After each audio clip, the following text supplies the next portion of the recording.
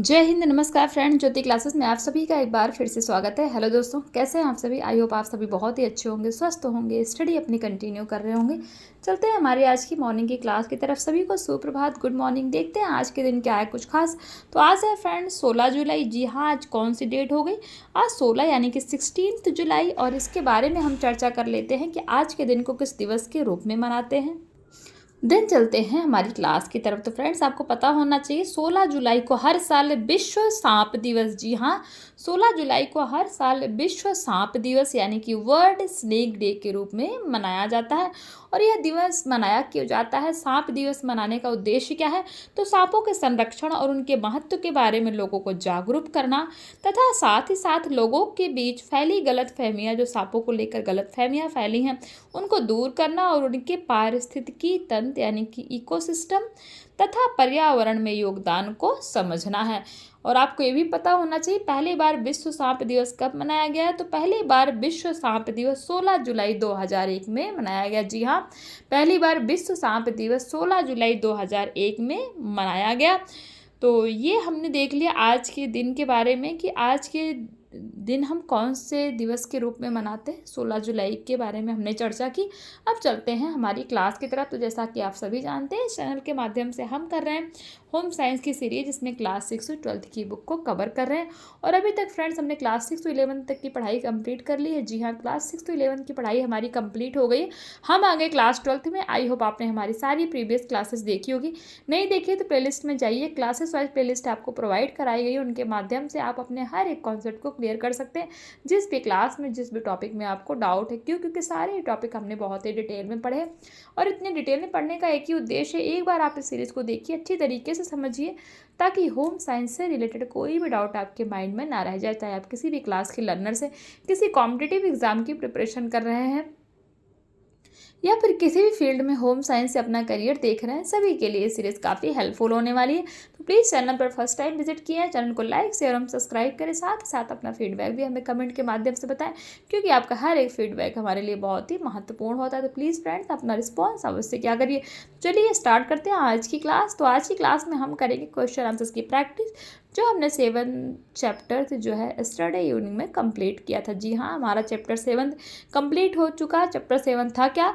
बच्चों, युवाओं और वृद्धजनों के लिए सहायक सेवाओं, संस्थानों और कार्यक्रमों का प्रबंधन। ये हमारा चैप्टर 7 था। इसको हमने कंप्लीट कर लिया। इससे रिलेटेड जितने भी टॉपिक बनते सारे ही हमने पढ़ लिए। अब आज इसी का हम क्वेश्चन आंसर्स करेंगे। तो स्टार्ट करते हैं पहले एनसीईआरटी से, जो कि मैंने आपको बोला बहुत ही इंपॉर्टेंट होते हैं, इनको हम स्किप नहीं कर सकते। तो क्वेश्चन 1 कहता है, बच्चे, युवा और वृद्धजन क्यों संवेदनशील होते हैं? यानी कि जो हमारे बच्चे होते हैं, हमारे यूथ होते हैं और हमारे वृद्धजन होते हैं, ये संवेदनशील यानी कि सेंसिटिव क्यों हो जाते हैं? तो बच्चे निम्न कारणों से संवेदनशील होते हैं। हमने कारण देखे थे कि सड़कों पर बिना किसी आश्रय के रहना है, यानी कि ना उनका घर है ना कोई परिवार है, तो उसकी वजह से बच्चे संवेदनशील हो जाते हैं। विद्यालय पूर्व आयु के 3 में से सिर्फ एक बच्चे को ही आरंभिक अधिगम कार्यक्रम में हिस्सा ले पाते हैं। तो कई सारे ऐसे कारण जो हमने पढ़े थे, तो इसलिए बच्चे संवेदनशील होते। युवा क्यों संवेदनशील होते, इस पर भी हमने चर्चा की थी कि शरीर में होने वाले जो उनके जैविक परिवर्तन के साथ सामंजस्य बैठाने की कोशिश करना, आजीविका का प्रबंध, विवाह की जिम्मेदारी आ जाती है, पारिवारिक जीवन की सुरक्षा करना रहता। तो इसलिए जो युवा है वो संवेदनशील होते हैं। वृद्धजन क्यों संवेदनशील होते हैं? तो स्वास्थ्य संबंधी कारण होते हैं, सामाजिक आर्थिक कारण होते हैं, ऐसे कई सारे कारण होते हैं जिनके वजह से जो हमारे वृद्धजन है वो संवेदनशील यानी कि सेंसिटिव हो जाते हैं। क्वेश्चन 2 कहता है, युवाओं के लिए किस प्रकार के कार्यक्रम उपयुक्त होते हैं? तो बताइए, पढ़ा था ना हमने, सामाजिक रूप से उपयोगी और आर्थिक रूप से उत्पादक होने के लिए युवाओं के लिए उचित शिक्षा और प्रशिक्षण, लाभदायक रोजगार और व्यक्तिगत विकास और उन्नति के लिए उचित अवसरों की आवश्यकता होती है। उन्हें अपेक्षित आश्रय, स्वच्छ परिवेश और अच्छी मूलभूत स्वास्थ्य सेवाओं, सभी प्रकार के शोषणों के विरुद्ध सामाजिक सुरक्षा, संरक्षण और युवाओं से संबंधित मुद्दों से सरोकार रखने वाली निर्णायक संस्थाओं और सामाजिक, आर्थिक और सांस्कृतिक मामलों में उपयुक्त साझेदारी के अवसरों तक पहुँच कराने वाले कार्यक्रम उपयुक्त होते हैं। उनके लिए खेलों, शारीरिक शिक्षा, साहसी और मनोरंजनात्मक अवसरों तक पहुँच कराने वाले कार्यक्रम भी उपयुक्त होते हैं। तो ये हमने देख लिया लिए युवाओं के लिए किस प्रकार के कार्यक्रम उपयुक्त होते हैं। क्वेश्चन 3 कहता है वृद्धजनों के संदर्भ में कुछ सरोकार कीजिए, कुछ बताइए। तो वृद्धजनों के बारे में हमने पढ़ रखा, जैसे कि वृद्ध व्यक्ति को मानसिक और शारीरिक पीड़ा झेलनी पड़ती है और स्वयं को दूसरों पर बोझ बनने की भावना से ग्रस्त हो जाते हैं। तो ये जो है हमने वृद्ध व्यक्ति के बारे में पढ़ा है। क्वेश्चन 4 है बच्चे, युवाओं और वृद्धजनों में प्रत्येक के लिए 2 कार्यक्रमों के बारे में बताइए। तो बच्चों के लिए भी हमारे सरकार ने कार्यक्रम चलाया जिसमें समेकित बाल विकास सेवाएं हैं और दूसरा है हमारा SOS बाल गांव। तो ये जो है बच्चों के लिए चलाया गया। तीसरा है युवाओं के लिए कार्यक्रम, तो राष्ट्रीय सेवा योजना और राष्ट्रीय सेवा स्वयंसेवक योजना। तो आप लिख सकते हैं। इन सभी के बारे में हमने प्रीवियस क्लास में बहुत ही डिटेल में पढ़ा है। मैं फ्रेंड्स इसके बारे में ज़्यादा बताऊंगी जिससे कि टाइम वेस्ट होगा। वही चीज़ जो हमने प्रीवियस में पढ़ रखा है सारे पे हमने चर्चा की। जैसे राष्ट्रीय सेवा योजना क्या है, इस पर भी हमने बहुत डिटेल में चर्चा की। राष्ट्रीय सेवा स्वयंसेवक योजना के बारे में भी चर्चा की। वृद्धजनों के लिए 2 कार्यक्रम बताइए, तो ये भी हमने देखा था। विश्राम गृह, सतत देखभाल गृह, राष्ट्रीय वृद्धावस्था पेंशन योजना के बारे में हमने जाना था कि वृद्धा पेंशन योजना क्या है और ये कब लागू हुई और किन को ये मिल सकती है, यानी कि कौन से ऐसे व्यक्ति हैं कौन से ऐसे वृद्ध हैं जो पेंशन योजना का लाभ उठा सकते हैं, उनकी आयु कितनी होनी चाहिए, तो सभी के बारे में हमने डिटेल में पढ़ा था। क्वेश्चन 5 है बच्चों, युवाओं और वृद्धजनों के लिए अपनी निजी संस्थान खोलने की योजना बनाने वाले किसी व्यक्ति को आप क्या सलाह देंगे। तो आप लिख सकते हैं। पहला है वित्तीय सहायता किस प्रकार प्राप्त होगी, उपयुक्त स्थान की पहचान करना, कार्यक्रम का क्रियान्वयन करना, कार्यक्रम के विभिन्न पहलुओं की देखरेख के लिए विभिन्न कौशल और जानकारी वाले कर्मचारी की भर्ती। क्वेश्चन 6 है बच्चे, युवाओं और वृद्धजनों के संस्थानों और कार्यक्रमों के करियर बनाने के लिए आपको जिन कौशलों और जानकारी की आवश्यकता होगी उसके बारे में बताइए। तो हमने पढ़ा था ना कई सारे कौशल, जैसे जन कौशल हो गया। जन कौशल में समुदाय, समाज, निजी क्षेत्र, सरकारी अधिकारी हैं, ये सारे हमने जन कौशल के अंतर्गत पढ़े थे। प्रशासनिक कौशल भी हमने चर्चा किया था क्या होता है। तो इन सारे टॉपिक के बारे में हमने बहुत ही डिटेल में प्रीवियस क्लास के माध्यम से चर्चा की। आप डिटेल में देखना चाहते हैं तो जाइए, प्लेलिस्ट में आपको इजीली क्लास मिल जाएगी, आप उसके माध्यम से देख सकते हैं। अब चलते हैं वस्तुनिष्ठ प्रश्न, यानी कि जो हमारे बहुविकल्पी प्रश्न हैं इनको देखते हैं। तो क्वेश्चन 1 कहता है समाज की मूल इकाई क्या है, बताइए।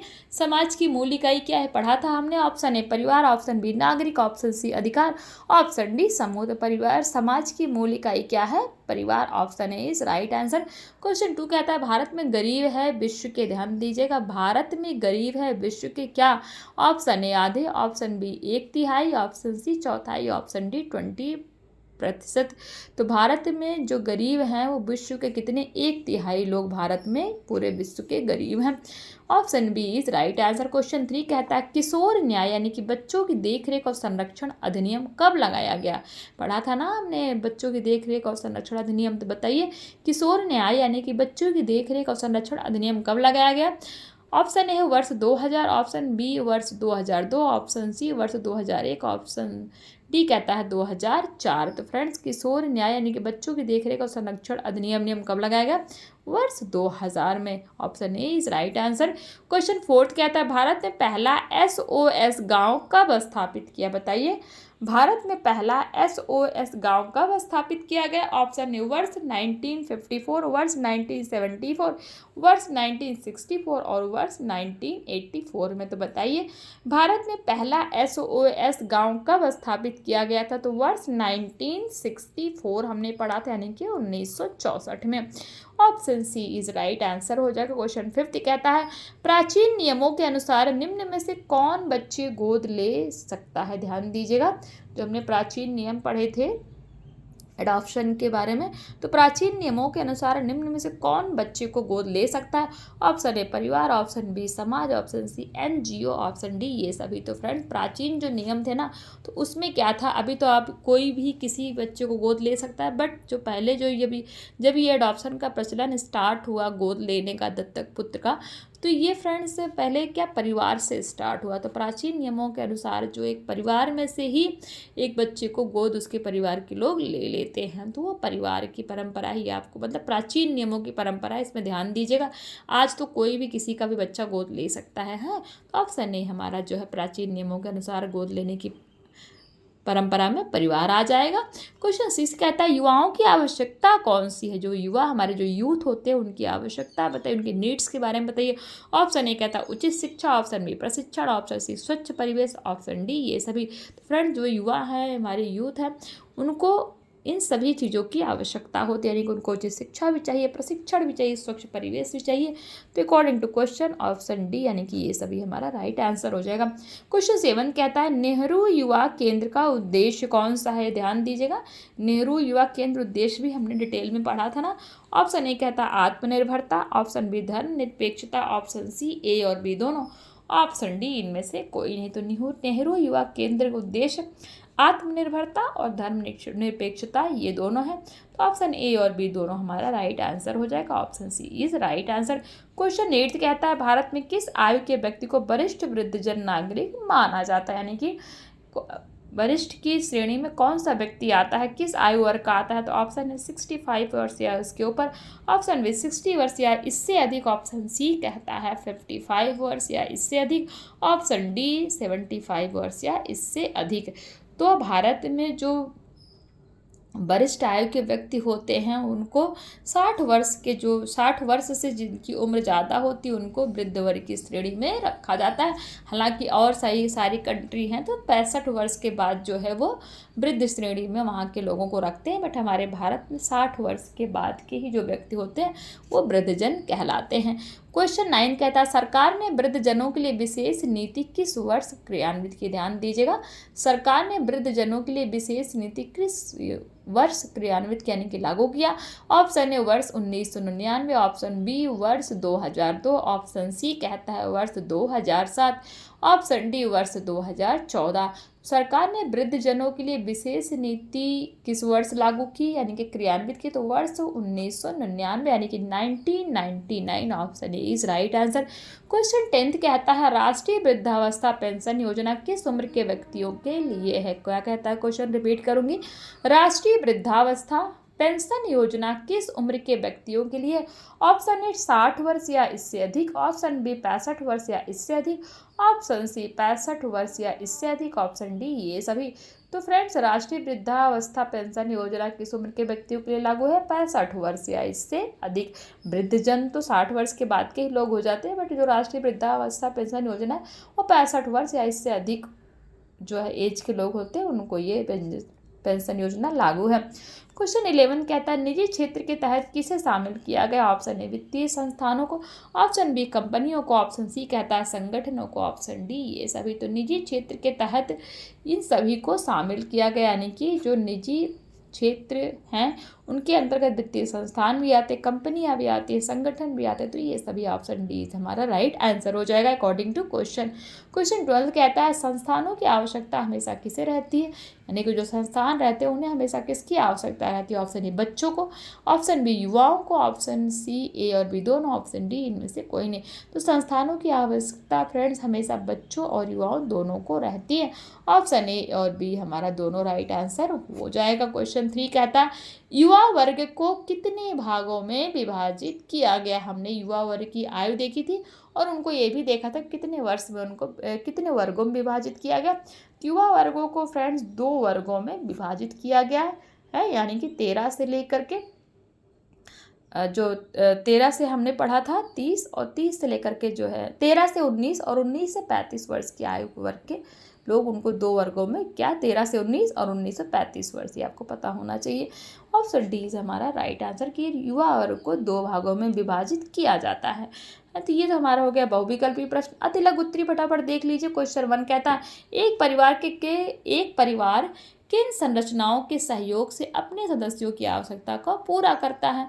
तो क्या है, एक परिवार किन संरचनाओं के सहयोग से अपने सदस्यों की आवश्यकताओं को पूरा करता है। आंसर हो जाएगा एक परिवार विद्यालयों, अस्पतालों, मनोरंजनों केंद्रों, प्रशिक्षण केंद्रों आदि के साथ मिलकर अपने सदस्यों की आवश्यकता को पूरा करता है। क्वेश्चन 2 कहता है संवेदनशील समूह से आप क्या समझते हैं, पढ़ा था हमने इसके बारे में। संवेदनशील समूह से अभिप्राय समाज के उन व्यक्तियों या समूह से जिन पर प्रतिकूल परिस्थितियों का व्यापक नकारात्मक प्रभाव पड़ता है।